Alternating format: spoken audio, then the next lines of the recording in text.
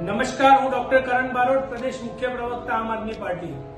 જેમ જેમ ચૂંટણી નજીક આવતી જાય છે એમ એમ ભારતીય જનતા પાર્ટી એ બંધારણ અને લોકશાહીનું દિવસે ને દિવસે ચીરહરણ કરી રહી છે, લોકશાહીની હત્યા કરી રહી છે। આમ પાર્ટી એ ગુજરાતની જનતાના દિલમાં બેસી ગઈ છે અને આમ આદમી પાર્ટી આજે ગુજરાતની જનતા માટે પ્રાથમિકતા બની ગઈ છે।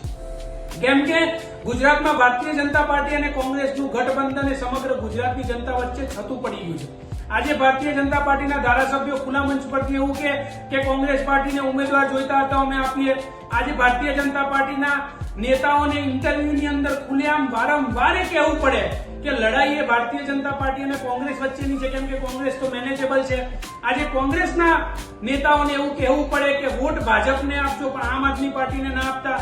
અને આના પાછળનું એક સાચું કારણ પણ મારે જનતાને કહેવું છે કે આજે સ્પષ્ટપણે તમે જોઈ રહ્યા છો કે જેટલી જગ્યાએ ડિબેટ થઈ રહી છે સમગ્ર ગુજરાતની અંદર, કોઈ પણ ચેનલ હોય કે ડિજિટલ પ્લેટફોર્મ હોય, જ્યાં જ્યાં ડિબેટ થઈ રહી છે ત્યાં ભારતીય જનતા પાર્ટી અને કોંગ્રેસના પ્રવક્તાઓ એવું કહ્યું છે કે અમે આમ આદમી પાર્ટીના પ્રવક્તાઓ સાથે નહીં બેસીએ, અમે એમની સાથે ચર્ચા નહીં કરીએ, કેમ કે આ બંને પાર્ટીનું ગઠબંધન થઈ ગયું છે અને બંને નથી ઈચ્છતા કે ગુજરાતની જનતા આમ આદમી પાર્ટીને એક મજબૂત વિકલ્પ તરીકે પસંદ કરે।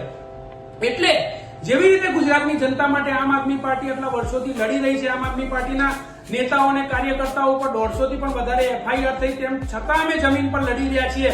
પરિવારને છોડીને નાની ઉંમરના છોકરાઓને હેરાન કરવામાં આવી રહ્યા છે। કોઈ પણ રીતે જે ઉમેદવારોને યુવાનોને આમ આદમી પાર્ટીએ તક આપી છે તો એમને પણ હેરાન કરે છે। ત્યારે આજે ગુજરાતની જનતાએ સમજવાનું છે કે આ ભારતીય જનતા પાર્ટી અને કોંગ્રેસના ગઠબંધનને હવે જાકારો આપવાની જરૂર છે ને એવા લોકોને આજે સમર્થન આપવાની જરૂર છે કે ખરેખર ગુજરાતના યુવાનો માટે લડે છે।